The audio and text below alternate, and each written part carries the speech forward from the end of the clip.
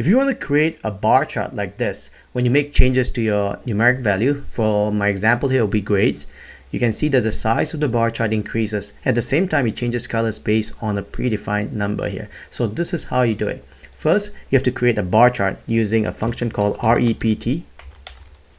And then the first argument, we're going to put the character of a pipe. And the second argument would be grade.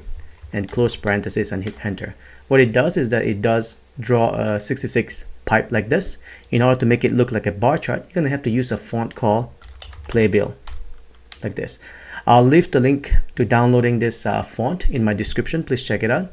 So when you make changes now like this, you can see it changes according to whatever numbers you have set here. Now the next thing to do is to change the color based on predefined number. Select C2 like this and go to Home, Style, Conditional Formatting, and then Manage Rule. We're going to add 3 rules here for 3 different colors. So new rule, and you're going to use formula.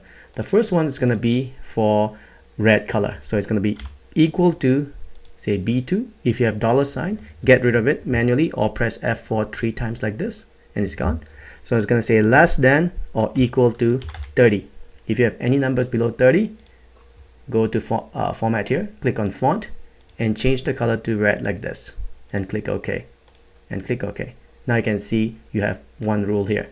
Just as a test, I'm gonna click OK for now, and you can see if you put anything below 30, let's say 12, you can see that your bar chart is starting to turn to red. But anything above 30, say 31, nothing has been defined quite yet. So click on C2 again, go Conditional Formatting, Manage Rule, and we're gonna add 2 rules consecutively here.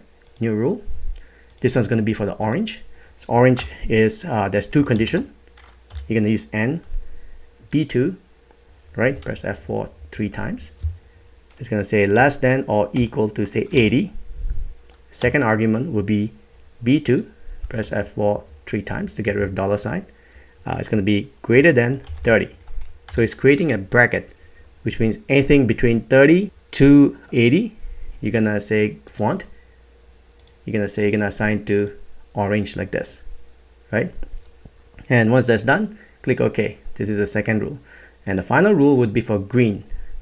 So green will cover all bases, which means anything above 80, like that, get rid of it, greater than 80, like this.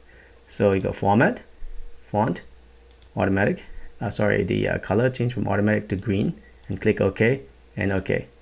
And OK one more time. You can see that it's starting to take shape. So anything above 80 is green, anything below 80 would be orange, and anything below 30 will be red. So once that's done, you're gonna drag this thing all the way down and apply it to all the rows in your data set here. And now if you make changes like that, let's say for example 44, I don't know, 72, 32, you can see that it's starting to change according to the number that you assign, not only the size of the bar chart and also the color as well.